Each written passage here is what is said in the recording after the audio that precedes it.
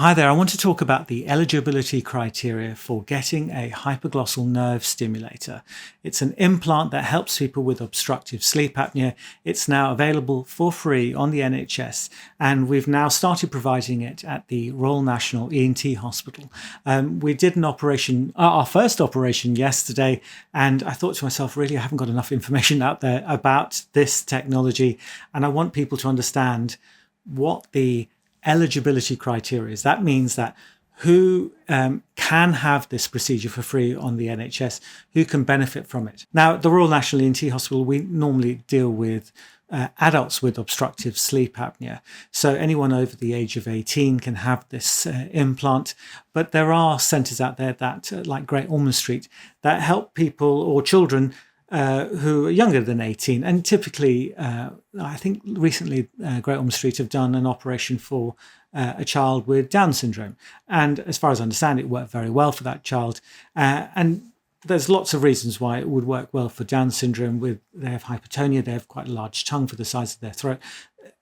But I'll leave that for today. So for adults, it's over 18 years old. There's no age limit. If someone is 80 or something like that, we would definitely consider them if it's the right thing for them. Now, the next thing to think about, rather than just age, is there's one thing that does obstruct a lot of people from getting this operation, which is their weight, or what we normally go by is something known as the BMI, which is their weight and their height as a measure together. So if you want to look up your BMI, Google it and find out what your BMI is. We typically say, or the guidance says, a BMI of less than 35, then you are eligible for this treatment. But looking at all the research, we've noticed that actually people who have a BMI of between 30 and 35, typically they don't do very well. And so we are pushing to have our patients, because we want the best possible results for our patients, that actually our patients, we need a BMI of less than 30. Now, I think we will consider people over 35 if we've tried everything else. But generally, we're going to push for less than 30 because actually sometimes it helps to have other treatments before that to help people bring their weight down a little bit so that they could have this implant and get the best results. Now, in our department, we do a in-house polysomnography, which is basically a sleep study. Now, that's when you come into our hospital, you lie down on the bed. We have these monitors sitting on you that monitors your breathing, your oxygen levels, how hard you are breathing, any brainwave abnormalities that you might have, and we just work out how much of an issue your sleep apnea is for your person. So you may stop breathing over 15 times an hour, we say, up to about 65 times an hour in this country, although it's probably going to go up to about 100 later on. But between 15 and 65 times an hour, you stop breathing. That is the criteria that we're currently using to work out if you're eligible for one of these implants. Now, it's really important that you understand that you need to have this sleep study to work out exactly how bad you are. Now, the reason why we bring people into hospital is because we want the highest quality result. In reality, we do several sleep studies because I don't particularly like people sleeping in the hospital because it's not representative of their normal sleep. So generally, when people come and see us, we don't do a full in-house sleep study when they first come in. So we either send a sleep study to patients in their own home, so they sleep in their own beds, and then we get that result back. And there are other things that I'll talk about in a minute, but that sleep study forms the basis of most of the work we do because that's what I'm mostly interested in. We're mostly interested in breathing problems. Now, when we get close to the point where we think, actually, we've had a few sleep studies, we've done a little bit of work on these people, and we've brought them to the point where we think they need an implant. So at that point, we go, maybe we should do a polysomnography. And the reason why we bring people into hospital, because we have brainwave monitors, we have a video on them, we need to make sure there's absolutely nothing else that may be causing their problems. So they may have obstructive sleep apnea, they meet the eligibility criteria between 15 and 65, but they may also have restless leg syndrome or hypervigilance syndrome or sleepwalking or some other problem that may be disturbing their sleep. And it's really important that we 100% double check that there's nothing else going on. So we do this rather invasive treatment where you're sleeping in our hospital. It's not great, but it does pick up these rare things that can come up that can interfere with the results from one of these implants, because these implants don't cure everything.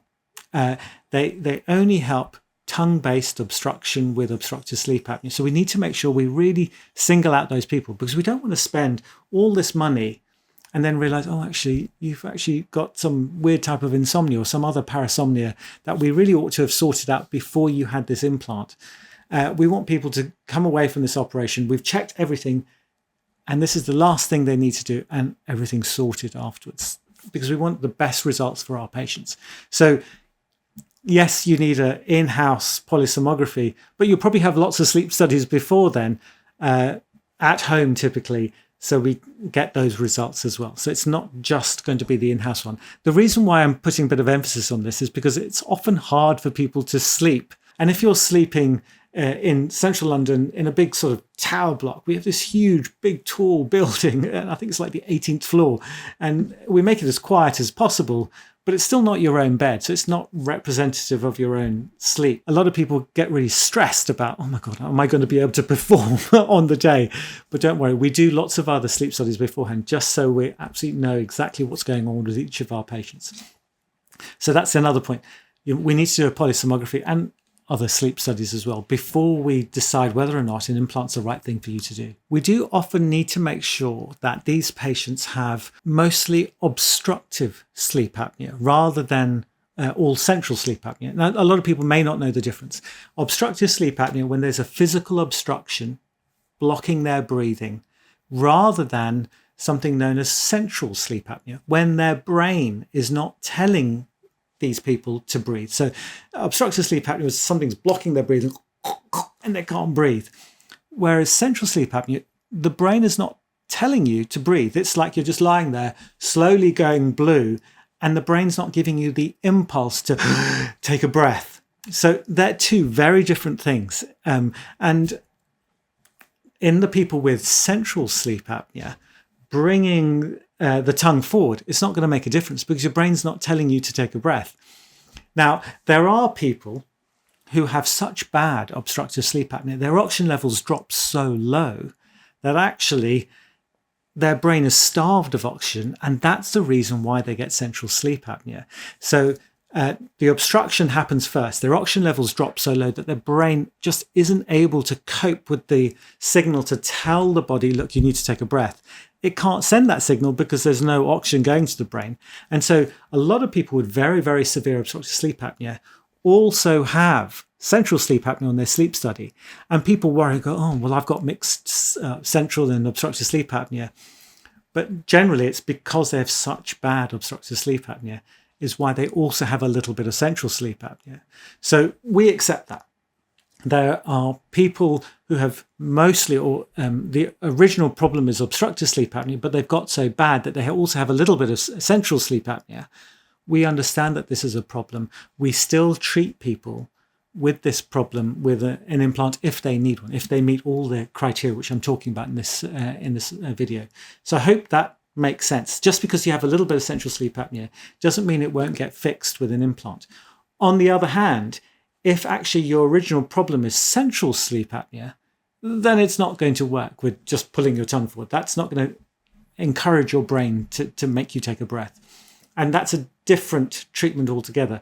There are actually implants that I'm working on that will help people with central sleep apnea, but I'm not allowed to talk about it here.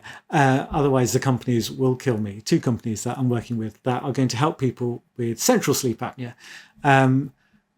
But I do lots of research, and when I'm allowed to talk about those things, I will talk about it. So for those people who predominantly have central sleep apnea, like after a stroke and other things like that, I will talk about that when I'm allowed to. But this is about obstructive sleep apnea, which is 99% of the population let's move on.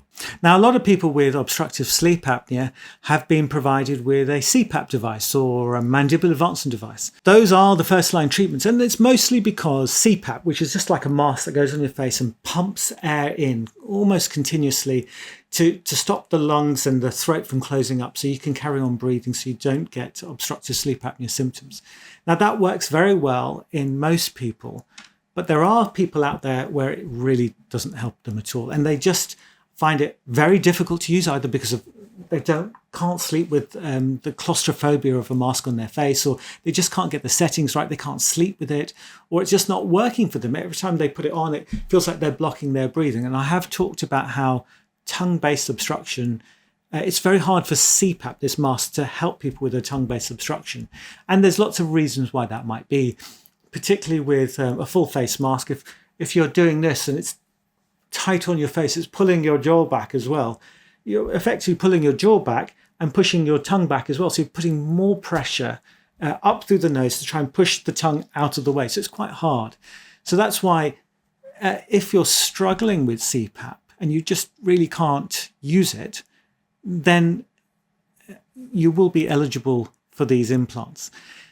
We need to make sure lots of other things as well, but this is one of the things. So just because you can't use CPAP, you can use an implant. And there are some people out there who says, well, I can use it. I just really, really hate it. And I can't bear to wear this thing for the rest of my life. We will also consider those people as well. We will provide it for those people who just can't face carrying on with it, even though they're currently using it. Now, one of the most important things I think about working out the eligibility criteria for this operation is a drug-induced sleep endoscopy. And there's a little story behind this, actually. These implants were tried for many years before the first implant was found to be effective. Now, they tried on lots of different people, and they couldn't work out why some people were doing really well with it and some people were doing rather poorly with it. Many years ago, in our department at the Royal National ENT Hospital, we invented something called a drug-induced sleep endoscopy. What that means is that, how do I explain it? So let me go back one step. We can work out how bad someone is with their obstructive sleep apnea by doing a sleep study, a machine on your back, a machine while you're sleeping, and it tells you how hard you're breathing, how many times you stop breathing. That's how we can work out how bad you are with your obstructive sleep apnea. It doesn't tell us any information of why you have obstructive sleep apnea. And for CPAP, which works on most things to do with obstructive sleep apnea, you put it on and it works on most different areas of your obstructive sleep apnea. But if you're doing an operation, I'm a surgeon by trade, and I have 42 different operations to treat obstructive sleep apnea. How do I know which operation to do on my patients? I can't do all of them and just hope to, I can't just look at someone and go, well, I think I'll try this operation. Fingers crossed it will work. I hate that. I work for the NHS. I do these operations for free on patients. I've got a really long waiting list. I need to make sure I'm doing the right operation for each patient. The way to work out that is that I need to make a diagnosis. I need to work out where the obstruction is in their throats. The way I do that is that this is the thing that we invented in our hospital years and years ago, is that I lie people down on a bed. We give people a needle in the vein and we give them a little bit of sedation so they fall asleep and start snoring away in front of us and having obstructive sleep apnea. We do a really sort of careful sleep study, which is often done at home to begin with. And we can see on that sleep study how bad they are at home. And I make sure that they're doing the same thing on the sleep study as they are in front of me while they're snoring away in front of me in theatres, in an operating room. And I can watch them sleep and go, right, this is what they currently do at home. That's why we need a really high-level, sophisticated, high-resolution scan, sleep study scan before we do a drug-induced sleep endoscopy. They're lying in front of me, snoring away, stopping breathing in front of me. And then what I do is with a little telescope that goes up the nose and looks down the back of the throat, not enough to wake them up, but I just sit there and wait there and watch them snore so I can videotape the inside of their throat whilst they are sleeping. Now, this works really well because I can see where the tissues are flapping around, generating the noise. That tells me where the snoring is, and which tissues are collapsing in, blocking their breathing. I videotape what I can see and then wake the patient up afterwards and say, you have problem A, B, and C, or something like that. And then I say to them, look, these are the things that you have problems with, and here are the solutions for those problems. So let's talk about A to begin with. Well, to fix a blocked nose or tonsils or lateral wall collapsing in, anything like that, you need this device that will help, this therapy that will help as well, these 3 operations or an implant or whatever you want to talk about. So you end up with all these options, and then I go, okay, here are the pros and cons for each one. Here's the success rates, failure rates for each of these things. We've done hundreds of these operations, so we know what works and what doesn't work, and what's the likely outcome for patients with this individual problem, the risks, complications for each thing, and then you decide which of those options you want to go for. Some people might go, okay, I've been using CPAP for a very long time and all your options sound rubbish to me. I don't want anything more to do with it, and that's fine. I'm really happy for you to at least know what is available. And it might be that you use CPAP for the rest of your life, and this is just a bit of information that you have that we can provide, as I said, for free on the NHS at the Royal National ENT Hospital. We can just let you know, here are the different options. If anything were to change in the future, this is the pathway. These are the options for you that would help you to give you alternatives to your obstructive sleep apnea rather than CPAP or a mandibular advanced device or whatever therapy you're currently on. Now, in this situation, we're looking for people with predominantly a tongue-based collapse. Now, the company will talk about concentric collapse at the nasopharynx. I don't think that's a very good idea. And I'm going to be slightly arrogant about this. We've been doing drug-induced sleep endoscopy for a really long time. I think we know more about obstructive sleep apnea in terms of drug-induced sleep endoscopy than anyone else in the world. And I forgot to tell the story about these implants. Initially, when these implants were first tried out, it didn't work on everyone.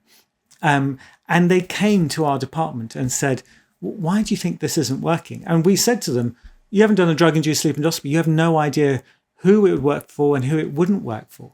And so they went back, they started doing a drug-induced sleep endoscopy, and then they worked out which patients it would work for. And suddenly the STAR trial was born, and the results were great. And since that STAR trial in the Royal, the New England Journal of Medicine, everyone's now doing these implants, and it's been shown to prove that it works for these people. So that's why, although we don't do very many in this country, it's only our department that does so many of these drug-induced sleep endoscopies. Everywhere else in the world does drug-induced sleep endoscopy. It's the global standard now. It's only this country that seems to be behind. And hopefully, with videos like this, people will understand that it's our bias in this country, and we're being left behind by the rest of the world. Even though we invented it in the first place, it drives me nuts thinking about it. Anyway, so this technique of working out where the problem is, it's been taken up by everyone around the world. And these implants don't work very well when you just give it to people who you think, oh, they've got a big tongue, let's use it on that. It doesn't work that way. You need to do a drug-induced sleep endoscopy so you can see what's going on in their back of the throat. Now, what the company would say to you is that if you have a concentric collapse, so if you look at the back of your throat like this, the palate, the dangly thing, the uvula and the soft palate there, if behind there it's all shrinking down like a sphincter, then you should not be giving these people a implant because they found that it doesn't work very well for those people. And that's right in most cases. If you look at those people who have a constriction, like a sphincter type constriction there, it's because of a lateral wall collapse. And what that means is if these are your teeth here, your tongue comes down like this, your tonsils are here, the dangly thing, the uvula is sitting there, it means that the side wall is collapsing in like that. So even if they do have a tongue problem that's falling back, the side wall is also collapsing in most cases, not all cases, which is why I don't think it's a very good option just to look at this sphincter collapse there. Because the side wall is collapsing, if you didn't implant for these people and bring the tongue forward, it may solve the tongue problem, but they'll still have obstructive sleep apnea afterwards because they've also got on top of that the side wall collapse there. So actually, you need to solve the side wall collapse, and there's lots of operations for that. The two main ones are an expansion pharyngoplasty and a barb suture plated pharyngoplasty. But I'll there are other videos about that, and I will one day get on to the results of all those things. But you need to sort out that. So the company will say, you need to sort out a side wall collapse first and make sure there are no other problems hindering their ability to breathe. The only thing people should be left with is a tongue-based collapse, which is what I think the company wants. The company, INSPIRE is the company. INSPIRE want the best results from their patients. They're doing the right thing. And the easiest way to teach people how to use obstructive sleep apnea, a drug-induced sleep endoscopy, is to see this obstruction. It's the easiest way for people to learn how to use it. It's very obvious to see. It doesn't pick up everyone. And there are lots of cases when I've seen this and go, oh, even though there's a concentric collapse at this point, it's their tongue that's causing the problem. And I know if I give those people an implant, they will get better. But I need to solve the concentric collapse first and then say, look, I've done another drug-induced sleep endoscopy now. I've sorted out this problem with the side wall collapsing in. I've pulled it out and I've stitched it back, and I've done a new sleep study, which shows they got slightly better, but they still have the tongue-based blockage. I've proven it now with a new drug-induced sleep endoscopy to prove that their only problem now is their tongue falling back. Now they are eligible for an implant. And I know at that point, the implant will be very effective for those people because I've sorted out all the other problems. And the same thing can happen with, say, big tonsils. You wouldn't give someone an implant if they've got big tonsils. You sort out the tonsils and fingers crossed, that's all they need. Maybe the tongue will come out the way it will no longer be a problem for them. So you need to sort out the tonsils or some other problem like an epiglottic trapdoor. And I talk about epiglottic trapdoor, but there is an implant coming out for that specifically. But again, I can't talk about that either. We're talking about a INSPIRE hypoglossal nerve implant, which is the standard treatment given throughout the world at the moment, which is now new to this country. And what I'm saying in this section is that you need to have a drug-induced sleep endoscopy. We would do it ourselves in our department. We don't use other people's results. We check it ourselves because I do my drug-induced sleep endoscopy slightly differently from other people because I want to be as sure as I possibly can be for this. Briefly, there are other videos which I'm sure you'll find on my channel where I do my drug-induced sleep endoscopy slightly differently. I don't use pure sedation to create a state similar to sleep. I don't use the anesthetic to try and recreate sleep because it doesn't. Propofol, this is the drug we often use, or the other drugs, they don't recreate sleep. They create an anesthetic state similar to sleep. And I don't like that at all. So what I do is I give them a very short-acting anesthetic. And then, although I can see the tongue is falling back and blocking their breathing, and it looks a bit like sleep, I don't listen to that. I wait to the point where the anesthetic has worn off. And as long as I don't wake up the patient, they just carry on sleeping to the point where if I say, Mr. Smith or Mr. Jones, whatever their name is, Mrs. Smith, in fact, if I say that, they wake up and they wake up in the middle of the operating room and say, oh, I'm so sorry I fell asleep, which is the standard response. To me, that sounds like more representative of real sleep. Because in a normal sort of drug-induced sleep endoscopy where they give a infusion of anesthetic, you can turn people like this or roll them over and they won't wake up. And it just feels like anesthetic or a light anesthetic. You can just move them around and nothing happens. They don't actually wake up. Whereas the way I like to do it is it takes a lot longer. It's much harder because people do wake up because someone coughs or someone walks into the anesthetic room or something like that. The way I do it is that I try and recreate sleep by inducing sleep. So the first bit of the procedure is you're just anesthetized. It's not real sleep at all, which is what the original technique is like. But what I do is I let that anesthetic come out of the system. And as long as I don't disturb that patient, they just carry on sleeping. And that's when I look at the back of the throat and see where the problem is. Because often it's not the tongue falling back in that situation. It's something else altogether. And I did a trial a long time ago, 2019, I think, so 2018, where I compared, 2016, in fact, when I compared the original, the one that everyone uses, a transfusion of propofol, compared to my technique. And I found that lots of people were shown to have a tongue-based collapse with the infusion of propofol compared to giving one dose of propofol, letting it wear off out of the system to the point where I could wake them up very easily and they wake up and sit up and say, oh, sorry, I fell asleep. And I found that there was more collapse in the tongue-based area. So it was artificially high. And so I was worried that I'd be operating on people's tongues unnecessarily, which is not what I want to do at all. I want to make sure my patients get the best quality care. So I didn't want to accidentally operate on people's tongues too much, because it's a horrible operation to have. And now with this implant, I don't want to put thousands of pounds worth of equipment into people's chests and it doesn't work. I want to make sure that my patients get the absolute best quality care. And I want to, if it all hinges on this investigation, a drug-induced sleep endoscopy, I want to make absolutely certain that it's the best quality study I can get. So that's why I don't mind it taking a lot longer than other people's drug-induced sleep endoscopies. I want to make sure that it is as high quality as possible. It is a lot more difficult, and people do wake up and I have to start all over again. And I don't make any apologies for that, because it all hinges a lot on these studies. So that's why I'm so OCD about it. I want to be absolutely certain I'm doing the right thing. Once I've worked out what someone's problem is, and remember, we need to make sure their sleep is, their polysomnography sleep studies showed that they have an AHI between 15 and 65, or later on probably higher than that.